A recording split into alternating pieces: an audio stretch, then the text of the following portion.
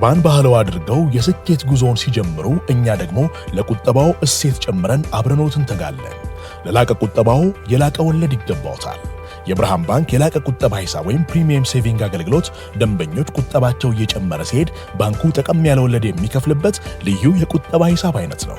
የላቀ ቁጠባ ሂሳብ አገልግሎት ደንበኛ ከሆኑ ሂሳቦን በቼክ ወይም በሂሳብ ደብተር፣ በኤቲኤም ካርድ ወይም በሞባይል ባንኪንግ አገልግሎት ማንቀሳቀስ ይችላሉ። ዛሬውኑ ወደ አቅራቢያው ወደሚገኝ የብርሃን ባንክ ቅርንጫፍ በመሄድ የላቀ ቁጠባ ሂሳብ ከፍተው ብዙ ይቆጥቡ፣ ጠቀም ያለ ወለድ ያገኙ። ብርሃን ባንክ፣ እንደ ስማችን ብርሃን ነው ስራችን። ስለ ላሚን ያማል ይሄንን ያህል ካነሳው ስለ ሌላ ታዳጊ ደግሞ ላንሳ። በዚህ ሳምንት መጨረሻ አርሰናል ከማንስፊልድ ታውን ከሚባል ቡድን ጋር ጨዋታ ነበረው። በዚህ ጨዋታ ላይ በሊግ 1 16ኛ ስፍራ ላይ ያለ ቡድን ነው። ስለዚህ አርቴታ ከዚህ በፊት ሞክሮት የማያውቅን ፎርሜሽን 3-3-3-1 ይሉታል። አንዳንዶቹ 3-4-2-1 ነው ይላሉ። እኔ የእያንዳንዱን ተጫዋች በተለይ አንድ ካይ ሃቨርትስን ሂት ማፕ ስታዩ የት ነው ካይ ሃቨርትስ የተጫወተው? የሊያንድሮ ትሮሳርን ሂት ማፕ ስታዩ፣ የማክስ ዳውማንን ሂት ማፕ ስታዩ ቅርጸ ቢስ ሲሆን አሞርፈስ የሚሉት በጣም ኃይለኛ ሙቭመንት ያለው ፍሉይድ የሆነ ፎርሜሽን ነበር የተጠቀመው። ኤክስፐሪመንታል ነው፣ በባክስክሪን የተጫወተው እና በዛ ምክንያት አርሰናል እንደ ሌሎቹ ጨዋታዎች አይነት ኮንትሮል አልነበረውም። የ9 ተጫዋቾችም ለውጥ አድርጎ ነበር፣ ግን እንደዛም ሆኖ ማሸነፍ የሚችሉ አይነት ቡድን ነው ማንስፊልድ። ግን ፈትነውት ነበር። በፕሪሚየር ሊግ እንዲያውም ብዙ ቡድኖች በእንደዚህ አይነት አድቬንቸር ሲጫወቱ አታዩ። ማንስፊልድ እኮ በመጀመሪያ አጋማሽ ብቻ 11 ሙከራ ነው ያደረገው። በመጀመሪያ 15 ደቂቃ ብቻ 8 ሙከራ ነው ያደረገው። ይሄ ደግሞ በ4 ዓመት ውስጥ የአርቴታ ቡድን በአንድ አጋማሽ ብዙ ሙከራ የተደረገበት ነው። ብዙ የፕሪሚየር ሊግ ቡድኖች ከአርሰናል ጋር እንደዛ ይጫወቱ። በዛ ምክንያት ነው አርሰናል የበለጠ የሴት ፒስ ጥገኛ እንዲሆን የተደረገው። በቻምፒየንስ ሊግ እንደዛ አይደለም። በቻምፒየንስ ሊግ ጨዋታዎች የበለጡ ክፍት ናቸው። አርቴታ ራሱ ብዙ ጨዋታዎች እንደዚህ ቢሆኑ ይላል። ማንስፊልድ እንደዛ ነው የተጫወተው። የናይጅል ክላፍ ቡድን የብራያን ክላፍ ልጅ ናቸው። በነገራችን ላይ ብራያን ክላፍ ደግሞ በጣም ፌመስ የኖቲንጋም ፎረስት አሰልጣኝ ናቸው። ዩሮፒያን ካፕ ምናምን ያሸነፉ ትልቅ አሰልጣኝ። ኤፍ ኤ ካፕ ብቻ ነው ያላሸነፉት፣ ሌሎቹን ትልልቅ ዋንጫዎች በሙሉ አሸንፈዋል። ግን ነጥቤ ጨዋታው አይደለም። ጨዋታውን አርሰናል ተቸግሮም ቢሆን እንደዛ ተፈትኖም ቢሆን አዝናኝ ጨዋታ እንዲሆን ሆኗል። ወደ 37 ሙከራ የነበረው ጨዋታ ነው። ግን የአርሰናሉ ማክስ ዳውማን 137 ዓመት የቆየ የአርሰናልን ሬከርድ አሻሽሏል። እዛ ጨዋታ ላይ ኤፍ ኤ ካፕ በዓለም ላይ ከሚደረጉ ውድድሮች በሙሉ በእድሜ ትልቁ ውድድር ነው። ረጅም ጊዜ የቆየው ውድድር ነው እና እዚህ ውድድር ላይ አርሰናል ከማንም ቡድን የተሻለ ጥሩ ታሪክ አለው። 14 ጊዜንን ውድድር አሸንፏል። ግማሹን በአርሰን ቬንገር የአሰልጣኝነት ዘመን 7 ጊዜ ነው ያሸነፉት።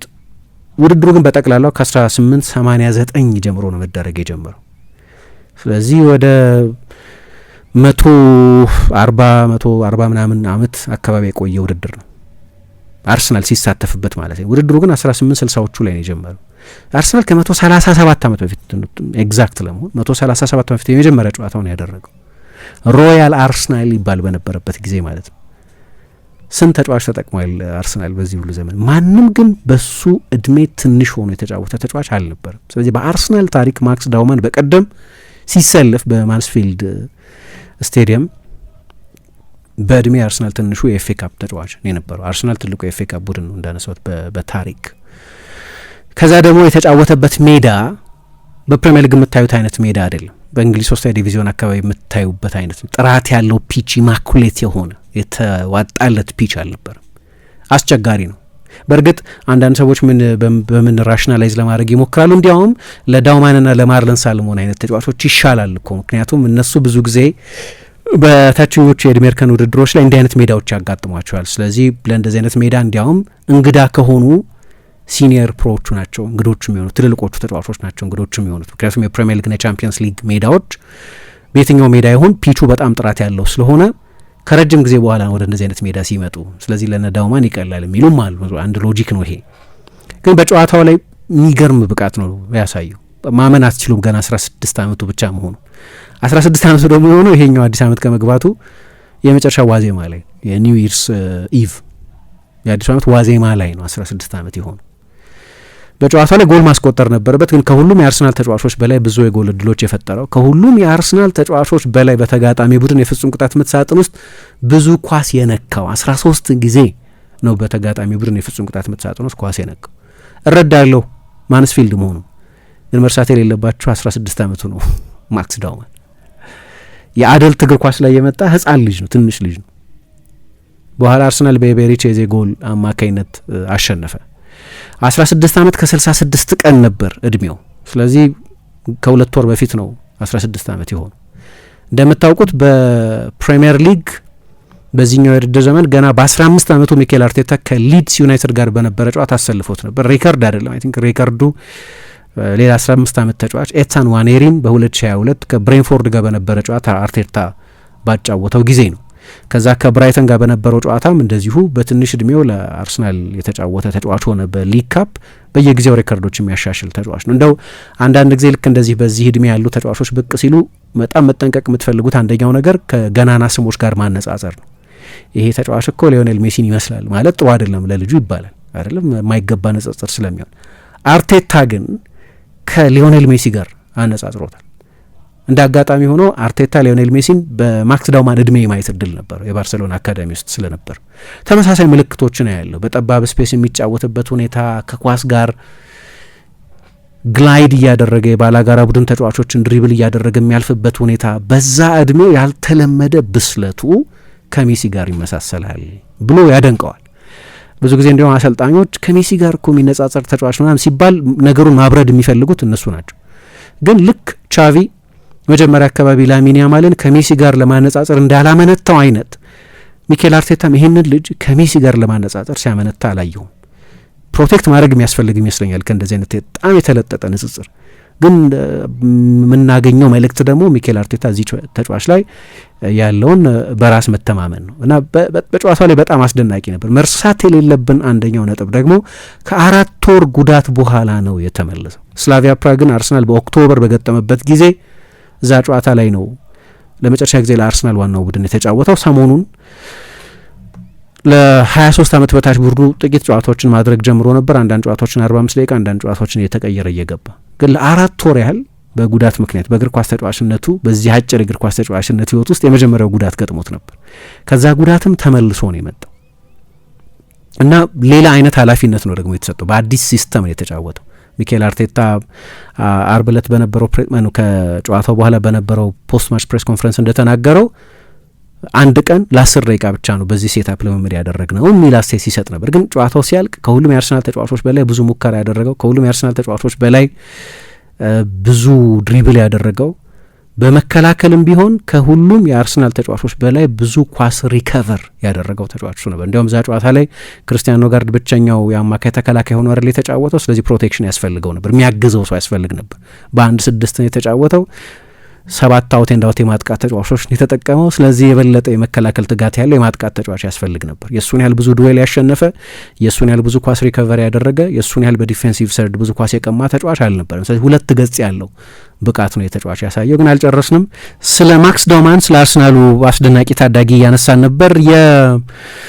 ተጫዋቹን አንዳንድ ሬከርዶች ስታየው በቀደም ስለነበረው ጨዋታ ነው ሳነሳ የነበረው። በአርሰናል ታሪክ በትንሽ እድሜው ጨዋታ ያደረገ፣ በአርሰናል ታሪክ በትንሽ እድሜው ፕሪሚየር ሊግ ጨዋታ ያደረገ፣ በአርሰናል ታሪክ የቻምፒየንስ ሊግ ጨዋታ ያደረገ፣ በአርሰናል ታሪክ በትንሽ እድሜው ኤፍ ኤ ካፕ ጨዋታ ያደረገ ተጫዋቹ ነው። ከዚህ ሳምንት ጨዋታ በኋላ እና አርሰናል በተቻለ ጥንቃቄ ነው ተጫዋቹን ማኔጅ ለማድረግ እየሞከረ ያለው። ግን አርቴታ ስለ ተጫዋቹ ያወቀው ገና ከ12 ዓመቱ ጀምሮ ነው ይላሉ። የአርሰናል የአካዳሚ ማኔጀር ሆኖ ልክ ከአርቴታ ጋር በተመሳሳይ ዘመን የአርሰናል እንዲሁም በተመሳሳይ ቀን ለአርሰናል የፈረመው ፔር ሜርተሳከር ይህ ዓመት ሲያልቅ ከአርሰናል አካዳሚ አሰልጣኝነት ወይ ከአካዳሚ ኃላፊነት ይለቃል። ግን በቅርብ ጊዜ የአርሰናል አካዳሚ የሄሊንድ አካዳሚ የሚባለው ማለት ነው እንደ ጆ ዊሎክ ወንድሙ ክሪስ ዊሎክ የታሰበውን ያህል ባይጎለብትም እና አይ ቲንክ ወደ ቤንፊካ ያደረገው ዝውውር የተሳሳተ ዝውውር ይመስለኛል። እንደ ኦማሪ ሃቺንሰን በቅርብ ጊዜ ደግሞ እንደ ቡካዮ ሳካ፣ እነ ኤሚል ስሚዝሮ፣ ኤታን ዋኔሪ፣ ማይልስ ሉዊስ ስኬሊ አይነት አካዳሚዎችን ያፈራ ነው። በታሪክም ዝነኛ ነው የሄሊንድ አካዳሚ። ግን በተለይ ከነ ቡካዮ ሳካ በኋላ የሚመጣው ትልቅ የአካዳሚው ባለተሰጥኦ ማን ይሆናል በሚል ውይይት ያደርግ ነበር እና ያኔ ማክስ ዳውማን ገና 13 ዓመቱ ነበር። ፔር ሜርተሳከር ሳያመነታ ስለ ማክስ ዳውማን ነግሮት ነበር ይላሉ። ያኔ ገና በ13 ዓመቱ ለአርሰናል ከ18 ዓመት በታች ቡድን ጋር ይጫወት ነበር። ገና 13 ዓመቱ ሆኖ ከ15 ዓመት በታች ቡድን ወይ ከ16 ዓመት በታች ቡድን ምናምን ሳይሆን ከ18 ዓመት በታች ቡድን ውስጥ ነው ይጫወት የነበረው። ሁልጊዜ ባሩን ከፍ የሚያደርግ ነው። በቀደም አሁን በአዋቂዎች እግር ኳስ ላይ የሚጫወት ትንሽ ልጅ ያልመሰለው እንዲያውም ሜዳ ውስጥ በጣም ግሩም የነበረው የአርሰናል ተጫዋች የነበረው እሱ ነው። ከሁለቱም ቡድኖች አባላት ውስጥ ግሩም የነበረው እሱ ነው። ከሁሉም በእድሜ የሚያንሰው ተጫዋች ማለት ነው። ይሄ ግን ሁልጊዜ በእግር ኳስ ሕይወት ውስጥ የነበረ ነው እና በአመቱ ገና በ14 ዓመቱ ከአርሰናል ዋናው ቡድን ጋር ልምምድ ማድረግ ጀመረ እና አርቴታ ስለ ተጫዋቹ መስማት የጀመረው ገና ከ13 ዓመቱ ነው። እንዴት እንደሚተማመንበት የምታውቁት መጠንቀቅ ያስፈልጋል። እንደ አይነት ተጫዋቾችን የምታጎለብቱበት ሁኔታ ግን በአንፊልድ ታስታውሱ እንደሆነ አርሰናል በሊቨርፑል 1-0 እየተመራ በነበረበት ጊዜ እንዲያውም የጎል መግባቱንም እኔ እንጃ እሱ ተቀይሮ ሲገባ በአንፊልድ ከወቅቱ የፕሪሚየር ሊግ ሻምፒዮን ከሊቨርፑል ጋር በተደረገ ጨዋታ ቀይሮ አስገብቶታል። አሁን ቡድኑ 4-0 እየመራ 5-0 እየመራ በተመቻቸ ውጤት ላይ ሆኖ ለሴንቲሜንታል ምክንያት እድል ለመስጠት ከዛ ደስታ ጥቂት እንዲቋደስ ለማድረግ ተጫዋቾችን ልታስገቡ ትችላላችሁ። አንድ ኤክስፒሪየንስ ስለሆነ ጎል በሚፈልግበት ጊዜ ነው ሚኬል አርቴታን ተጫዋች ቀይሮ ያስገባው በአንፊልድ ከሊቨርፑል ጋር። ባላጋራውንም መጠኑንም የጨዋታውን ኮንቴክስትም ከግምት መገንዘብ ያስፈልጋል። እስከሚቀጥለው አመት ድረስ እስከሚቀጥለው ሰመር እነሱ በእኛ ክረምት እስኪመጣ ድረስ የጄሲ ፈተናውን አይወስድም። ገና ትንሽ ልጅ ነው። ገና አሁንም የሃይስኩል መጽሐፉን ይዞ የሚንቀሳቀስ እና አርቴታ ደግሞ በቅርብ ጊዜ እንደዚህ ባለ ተሰጥኦ ከሆነ እነሱ እንደሚሉት ኢፍ ዩ አር ጉድ ኢነፍ ዩ አር ኦልድ ኢነፍ የሚሉት ነገር አለ። እድሜው ምንም ይሁን አንድ ተጫዋች ብቃቱ ጥሩ ከሆነ በቃ በእድሜ ትልቅ ነው ማለት ነው ብለው ያምናሉ። አርቴታም እንደዛ ብሎ የሚያምን ነው። ለዛ ነው በ15 ዓመቱ ኤታን ዋኔሪን ያጫወተው። ሉዊስ ስኬሊን ባለፈው የውድድር ዘመን በ17 ዓመቱ ብዙ ሲጠቀምበት ያየ ነው። ቡካዮ ሳካ ጀምሯል በኡናይ ኤመሪ አሰልጣኝነት ዘመን። ኤሚል ስሚዝሮም እንደዚሁ። ግን እነሱን እያጫወተ ለመቀጠል ምንም ችግር ያልነበረበት በተጫዋቾቹ ብቃት ምክንያትና ባርሰሎና ውስጥ ስለነበር ባርሰሎና ደግሞ ላማሲያ አለው። ስለዚህ አንድ ተጫዋች በብቃቱ አስተማማኝ ከሆነ ቶሎ ፋስት ትራክ ለማድረግ ወደ ዋናው ቡድን ለማምጣት ችግር የለም። ይህንንም ኤክስፒሪየንስ ያውቃል እና የሚገርም ነው። በጃክ ዊልሸር ስር ነው መሰልጠን የጀመረው። ጃክ ዊልሸር የአርሰናል 18 ዓመት በታች ቡድን አሰልጣኝ ሁሉ ተንታውንን እያሰለጠነ ነው በእንግሊዝ 3ኛ ዲቪዚዮን እና ያኔ እሱ ነው ቶሎ ክህሎቱን አይቶ ከ18 ዓመት በታች ቡድን ውስጥ ተጫዋቹን መጠቀም የጀመረው። በቻምፒየንስ ሊግ ደግሞ ይሄ የዩኤፋ ዩዝ ሊግ ይባላል። የዩኤፋ የቻምፒየንስ ሊግ ተነጻጻሪ ሆኖ ግን ከ21 ዓመት በታች ያሉ ተጫዋቾች የሚሳተፉበት ውድድር ነው እና እዛ ላይ በውድድሩ ታሪክ በትንሽ እድሜው ጎል የማስቆጠር ሪከርድ ይዟል። እንዲህ አይነት ሪከርዶችን እያሻሻለ ነው። የዛሬ 7-8 ወር አካባቢ ደግሞ የእንግሊዝ ከ17 ዓመት በታች ቡድን በአልቤኒያ መሰለኝ የአውሮፓ ወጣቶች ውድድር ላይ ይሳተፍ ነበር። እዛ ውድድር ላይ መሳተፍ ይችል ነበር፣ ግን ከ19 ዓመት በታች ቡድኑ ላይ ነው እንዲሳተፍ የተደረገው። ቴሚሰን ዊሊያምስ ይባላሉ። የእንግሊዝ ከ21 ዓመት በታች ቡድን ከ19 ዓመት በታች ቡድን አሰልጣኝ የነበሩት ሰው ስለሱ ስሰማ ቆይቻለሁ። ገና ከ10 ዓመት በታች ባለው ውድድር ላይ ነው ስለሱ ሲወራልኝ የሰማሁት እና የሆነ ጊዜ አንድ ጨዋታ ላይ ያየሁትና አሁን ገባኝ። ለዚህ ነው ለካ ይህንን ተጫዋች በተመለከተ እንደዚህ ኤክሳይትድ የሆናችሁት ብዬ ለሰዎች መልስ ሰጠው ይላሉ። ሰውየው ብዙ ቦታ አሰልጥነዋል። ብዙ ወጣቶች የማየት እድል ነበራቸው። የእንግሊዝ ብሔራዊ ቡድን የዕድሜ እርከን አሰልጣኝ ከመሆናቸው ፊት የፉልሃም፣ የሳውዝኤንድ፣ የቶተናም አካዳሚዎች ውስጥ ያለፉ ናቸውና እንደዚህ አይነት ተጫዋች አይቼ አላውቅም ይላሉ። ከ6 እስከ 10 ቁጥር ባለው ሚና ውስጥ ጭምር የተጫወተ በተለያዩ ቦታዎች ላይ ለእድገቱ እንዲበጀው በሚል አሁን አንዳንድ በጣም ዘመናዊ አካዳሚዎች አንዳንድ ተጫዋቾችን የሁለት እግር ተጫዋቾች እንዲሆኑ አምቢዴክስትረስ ወይም አምቢፔዳሊቲ የሚሉት ነገር አለ። በሁለት እግር ጥሩ መጫወት መቻል።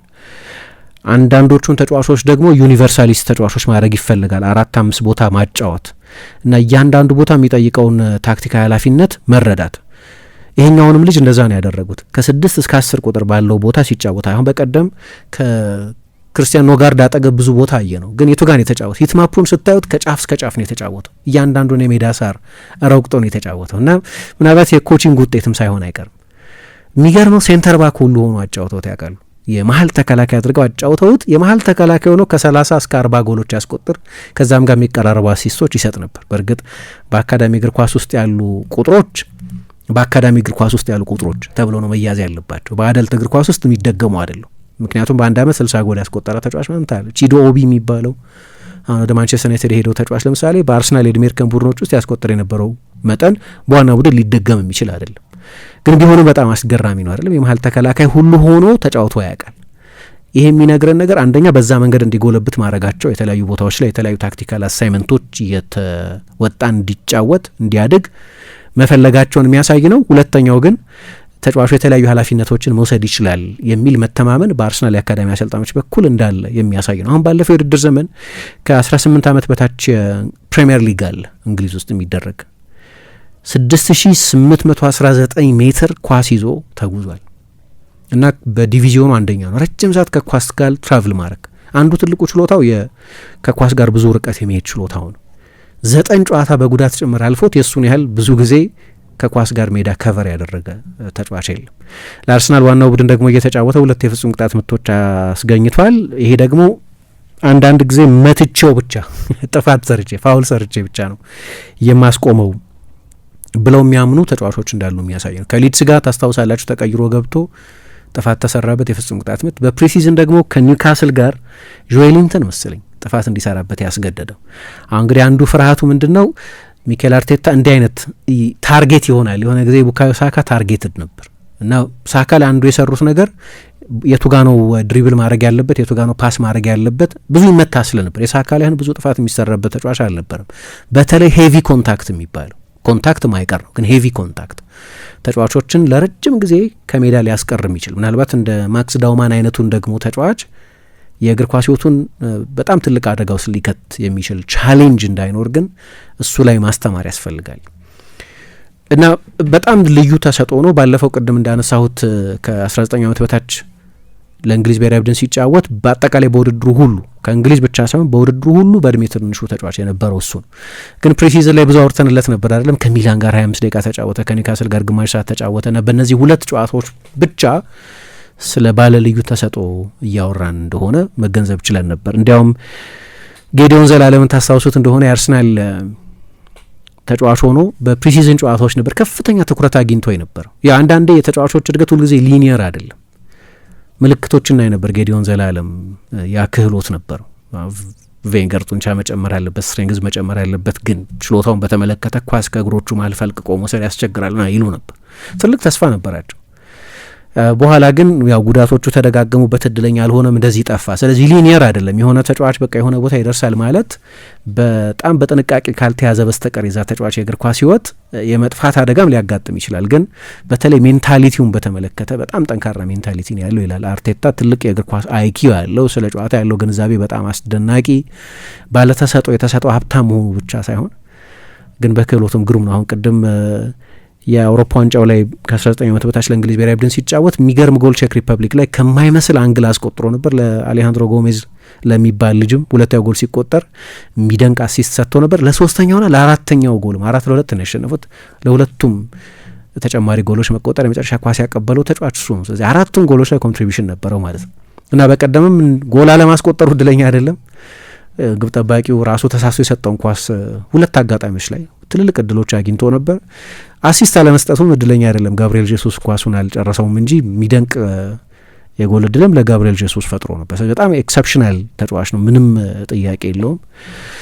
ስለዚህ ግሩም ተጫዋች ነው። የቱጋ ነው መደበኛ ቦታው ለወደፊቱ የሚጫወተው የሚለውም አንድ ቁልፍ ነጥብ ነው። ምክንያቱም ከቀኝ ክንፍ ሲጀምር እናየዋለን። በቀደም ግን ቀኝ ላይ ኖኒ ማዱዌኬ ስለነበር የበለጠ ወደ ሴንትራል ቦታዎች ገብቶ እንዲጫወት ነው የተደረገው። ግን በአንድ ኃላፊነት ዲፋይንድ በሆነ ሚና አልገደበው ሚኬል አርቴታ። ስለ ተጫዋቹ ገና የኤክስፕሎር እያደረገ ያለ ይመስለኛል። ቡካዮ ሳካን በተመለከተ ለምሳሌ አሁን በመደበኝነት የሚጫወትበት የቀኝ ክንፍ ተጫዋች ከመሆኑ በፊት መጀመሪያ አካባቢ የግራ ፉል ባክ፣ ከዛ የግራ ዊንግ ባክ፣ ከዛ የቀኝ ዊንግ ባክ፣ ከዛ ሴንትራል ቦታ ላይ ምናምን ተጫውቷል። መጨረሻ ላይ ነው ቦታውን ፕሮፋይል በትክክል ማድረግ የቻለው ሚኬል አርቴታ እና ማክስ ዳውማንን በተመለከተም ወደዛ ምዕራፍ እየሄድን ያለ ይመስላል። የትኛው ነው የበለጠ የሚስማማው ቦታ? ለምሳሌ ኤታን ዋኔሪን በተመለከተ ሌላ ልዩ ተሰጥኦ አለው ተብሎ ብዙ ተስፋ የሚጣልበት የአርሰናል ተጫዋች አሁን በውሰት ወደ ማርሴይ ሄደው ልጅ አምና በግድ በቡካዮ ሳካ ለመኖር ምክንያት ነው በቀኝ ክንፍ ቦታ የተጫወተው እንጂ በአርቴታ እምነት ሴንትራል ተጫዋች ነው። የሆነ ሀሳብ ላይ መርጋት ያስፈልጋል። እሱም ትክክለኛው ፕሮፋይሊንግ ያስፈልገዋል። ምክንያቱም ሜሲ ሲጀምር የቀኝ ክንፍ ተጫዋች ነበር፣ ግን ዓለምን የተቆጣጠረው በሀሰተኛ 9 ቁጥርነት ነው። አንዳንድ ተጫዋቾች በሂደት ወደዛ አይነት ሚና የሚጎለብቱ ተጫዋቾች አሉ፣ ግን በጣም በጣም አስደናቂ ተጫዋች ነው ይሄ ልጅ። ምንም ጥያቄ ያለውም አይመስለኝም። ግን ከዚህ በኋላ እንዴት ይጎለብታል የሚለው በጣም ወሳኝ ነው። አይ ቲንክ አሁን ያለው የአርሰናል ቡድን ውስጥ 2 ወር ከምናምን አለን አይደለም ሲዝን ውስጥ ብዙ መጫወት የሚችል ተጫዋች ነው። በተለይ ከቤንች ፍጹም ሌላ አንግል መስጠት የሚችል ተጫዋች ነው። በጠባብ ቦታ በተለይ የሎ ብሎክ ቡድኖች አይደል አርሰናልን የሚገጥሙት። እንዲያውም በዚህ ውድድር ዘመን እንደ አርሰናል አይነት ብዙ የሎ ብሎክ ቡድኖችን የፌስ ያደረገ ቡድን የለም እኮ። ብዙዎቹ ጨዋታዎች እንደዚህ አይነት በኮምፓክት ብሎክ በጥልቅ ሼፕ የሚጫወቱ ተጫዋቾች ያሉበት ነው። በነገራችን ላይ አርቴታ ወደ ዱባይ ሄዶ ነበር አይደለም ቡድኑ የዛሬ ዓመት ገደማ ወደ ዱባይ ሲሄዱ ይዞት ሄዷል። ይሄ የሞቃቴ አየር ንብረት ባለበት ተጫዋቾቹን ከእንግሊዝ ቁር በመካከለኛው ምስራቅ ሙቀት በደንብ አሳርፈው በደንብ ሪከቨር አድርገው ለሁለተኛው ሲዝን አጋማሽ ስፕሪንት የሚያደርጉበት አይነት ዝግጅት ባደረጉበት ጊዜ በ14 ዓመቱ ከዋናው ቡድን ስብስብ ጋር ይዞት ሄዷል። በቅድመ ውድድር ዘመን ዝግጅት ደግሞ ቅድም ወደ አነሳሁት ወደ ሲንጋፖርና ወደ ሆንግ ኮንግ ባደረጓቸው ጉዞዎች ላይ ተጫዋቹን ይዞት ሄዷል። ከዛ ደግሞ የተጫዋቹን በራስ መተማመን የበለጠ ከፍ ለማድረግ አርቴታ አንድ ቅድመ ውድድር ዘመን ዝግጅቶች ላይ የሚያደርገው አንድ ነገር አለ። ጨዋታዎች ካለቁ በኋላ ያሸነፈው ቡድን ማንም ይሁን ጨዋታው በመለያ ምቶች እንዲያልቅ ነው የሚያደርገው። ውጤቱ ሬሌቨንት ስላልሆነ በፕሪሲዝን የሆነን ቡድን 3-0 አሸነፋችሁ 4-0 አሸነፋችሁ ወይም ተሸነፋችሁ የሚያመጣው ትልቅ ልዩነት የለም። የቅድመ ውድድር ዘመን የዝግጅት ጨዋታዎች አላማም ጨዋታዎችን ማሸነፍ አይደለም። ኦፍኮርስ በማንኛውም ሁኔታ የምታሸነፉት ጨዋታ ተጨማሪ የራስ መተማመን ግብአት ይኖረው ይሆናል፣ ግን መጨረሻ ላይ አላማው ዝግጅት ነው። የተጫዋቾችን ፊትነስ፣ ታክቲካል ኮኦርዲኔሽን፣ ሲንክሮናይዜሽን በውህደት አንዳንድ ታክቲካል ኤክስፐሪመንቶች መሞከር፣ አዳዲስ ተጫዋቾችን ቡድን ውስጥ ማዋሃድ፣ ሲዝኑ ከመጀመሩ በፊት እነዚህን ተጫዋቾች በጠቅላላው የቡድኑ ትልቅ ታክቲካል መዋቅር ውስጥ ማስገባት፣ ይህንን የመሳሰሉ ጉዳዮች ናቸው የቅድመ ውድድር ዘመን ዝግጅት አላማዎች። ግን አንድ የሚያደርገው ነገር የመለያ ምቶችንም ማለማመድ ነው። ይሄ ደግሞ አርሰናልን ብዙ ጊዜ ጠቅሞታል። አንድ ጊዜ ማንስቼዋለሁ መሰለኝ። አርሰናል ክሪስታል ፓላስን በመለያ ምት ካሸነፈ በኋላ የአርሰናል ተጫዋቾች የፍጹም ቅጣት ምት ሬከርድ በጣም ጥሩ ነው፣ በክፍት ጨዋታም ይሁን በመለያ ምቶች በሚያጋጥሙ ጊዜ። ይህንን የሚያደርግበት ምክንያት በልምምዶች ላይ የፍጹም ቅጣት ምቶች ፕሬሸር ፍሪ ናቸው። ተጫዋቾቹ እርስ በርሳቸው ተሰባስበው ነው አይደል የፍጹም ቅጣት ምት የሚመቱት። እዛም ላይ መሸነፍ አትፈልጉም እኮ። ግን 60 ሺህ ህዝብ 80 ሺህ ህዝብ ባለበት የቅድመ ውድድር ዘመን የዝግጅት ጨዋታም ቢሆን መምታት ግን ፕሬሸር መለማመድ ማለት ነው። ቴክኒክ አይደለም። በአብዛኛው የምትለማመዱት ነገር ነው የፍጹም ቅጣት ምት። ሁሉም ተጫዋች እኩል ችሎታ የለውም። ግን መቼስ በዚህ ደረጃ የሚጫወቱ ተጫዋቾች ከ11 ሜትር ጎል ማስቆጠር ያቅታቸዋል ብላችሁ አታምኑ። ዋናው ፈተና የአእምሮ ፈተና ነው እና ማክስ ዳውማንን የመለያ ምት አድርጎ አስመትቶታል። ለምሳሌ የቅድመ ውድድር ዘመን ዝግጅት ጨዋታ ነው ልትሉኝ ትችላላችሁ። አዎ፣ ግን ለዛ አይነት ኃላፊነት የሚያምንበት ነው። ቅድም የሊቨርፑል ጨዋታ ላይ ቀይሮ አስገባው ስል የጨዋታውን መጠን ማነስ የፈለግኩት በዚህ የተነሳ ነው እና ሁልጊዜም ቁጥሮቹ አስደናቂ የነበሩ ናቸው። እንዲያው አሁን ለአርሰናል ዋናው ቡድን ሲጫወት በቀደም ከማንስፊልድ ጋር ነው እንል ይሆናል፣ ግን ከሊቨርፑል ጋርም ቀይሮ አስገብቶ አጫውቶታል። የሆነ ሰሞን በተከታታይ ሜንስቴይ ነበር ቡድን ውስጥ። በ13 ዓመቱ ከ18 ዓመት በታች ቡድን ተጫዋች ነበር። በ14 ዓመቱ ለአርሰናል ከ21 ዓመት በታች ቡድን ተጫዋች ነበር። ማለት እንደው አብዛኞቹ ተጫዋቾች ከ19-20 ዓመት አካባቢ ነው እድሜያቸው እንኳ ብንል ከሱ በእድሜ በ5-6 ዓመት ከሚበልጡ ተጫዋቾች ጋር ይጫወት ነበር ማለት ነው። ባለፈው ነው እንዲሁ ሴፕቴምበር ላይ ከአንድ ዓመት በፊት ማለት ነው በዩኤፋ ዩዝ ሊግ በትንሽ እድሜው ጎል ሲያስቆጥር እዛም ላይ ከሱ በካቴጎሪ በ4 ዓመት ከሚበልጥ ቡድን ጋር ተጫውቶ ነው ይህንን ያደረገ። ሁልጊዜም ሂ ዋዝ ሄድ ኦፍ ዘ ከርቭ የሚባለው ከከርቭ ቀደም ብሎ ያለ ነው የሚባለው ለዚህ ነው። ለእንግሊዝ ከ17 ዓመት በታች ቡድን ሲጫወት እድሜው 14 ዓመት ብቻ ነበር። ቅድም ባነሳሁት ባለፈው ክረምት በተደረገው ውድድር በጣም ድንቅ ጎል ቼክ ሪፐብሊክ ላይ ባስቆጠረበት ጊዜ እዛም ጨዋታ ላይ ያስቆጠረው የግል ጎል ሶሻል ሚዲያው ላይ ክሊፑ አለ። እንዳለ በቶርናመንቱ በእድሜ ትንሹ ተጫዋች ነው የነበረው። ስለዚህ ብዙ ሪከርዶች እያሻሻለ ያለ ተጫዋች ነው። ባለፈውም አርሰናል ከማንቸስተር ዩናይትድ ጋር ከአንድ ዓመት በፊት የኤፍኤ ዩዝ ካፕ ውድድር ተደርጎ ነበር። የኤፍኤ ዩዝ ካፕ ደግሞ በጣም ብዙ ዋጋ የሚሰጠው ውድድር ነው። ለምሳሌ የፈርጊ ቤቢስ የሚባሉት ዴቪድ ቤካም፣ ሁለቱ የኔቭል ወንድማማቾች ፊል ኔቭል እና ጋሪ ኔቭል፣ ኒኪ በት፣ ፖል ስኮልስ አይነት ተጫዋቾች የነበሩበት ቡድን የኤፍኤ ዩዝ ካፕ አሸንፏል። የአርሰናልም እነ ጃክ ዊልሸር፣ ኬረን ጊብስ ምናምን አይነት ተጫዋቾች የነበሩበት ቡድንም የኤፍኤ ዩዝ ካፕ አሸንፏል እና በእንግሊዝ በጣም ትልቅ ቦታ የሚሰጠው ውድድር ነው እና በኤምሬትስ ጨዋታ በተደረገ ጊዜ በፌብሩዋሪ አይ ቲንክ ማንቸስተር ዩናይትድ ያን ጨዋታ አሸንፏል። ግን ለአርሰናል ከ18 ዓመት በታች ቡድን ሲጫወት እሱን ብቻ ለማየት ስቴዲየም ውስጥ ሰው ተሞ ነበር ማለት ይቻላል። ብዙ ተመልካች ስቴዲየም ውስጥ ነበር እና በጣም የሚገርም ፍጥነት ያለው ቴክኒካል ችሎታው በጣም የሚያስደንቅ ተጫዋች ነው። ባለፈውም እንደዚሁ ኤፕሪል ላይ ከአንድ ዓመት በፊት ከሌስተር ሲቲ ጋር በተደረገ ጨዋታ ከግማሽ ሜዳ እያለፈ ሄዶ ጎል አስቆጥሯል። ከራሱ የሜዳ አጋማሽ ጀምሮ ጎል አስቆጥሯል። ግን ሁለቴ ነው ያስቆጠረው።